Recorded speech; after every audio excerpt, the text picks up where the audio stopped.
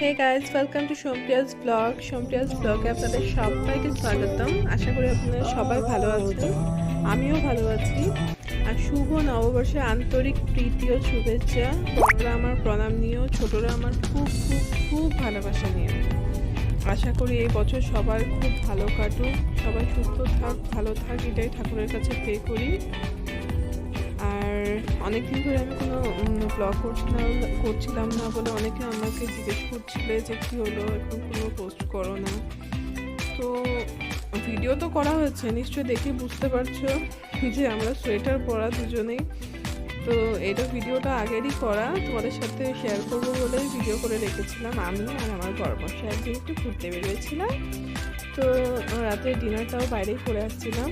তো ভিডিওগুলো করে রেখেছিলাম তোমাদের সাথে শেয়ার করব বলে, কিন্তু আর ওই শেয়ার করা হয়নি। তো আজকে ভাবছি যে না, নতুন বছরে একটা পোস্ট করি, তার জন্য ভিডিওটা তোমাদের সাথে শেয়ার করা। আর আমি কেন এতদিন ভিডিও করতে পারি নাই বা কিছু, এগুলো আমি তোমাদের সাথে পরের ভিডিওতে শেয়ার করব। তো এইটা আমরা গেছিলাম হলো জোড়া বটতলার অপোজিট সাইডে ডিসকভারি রেস্টুরেন্টে।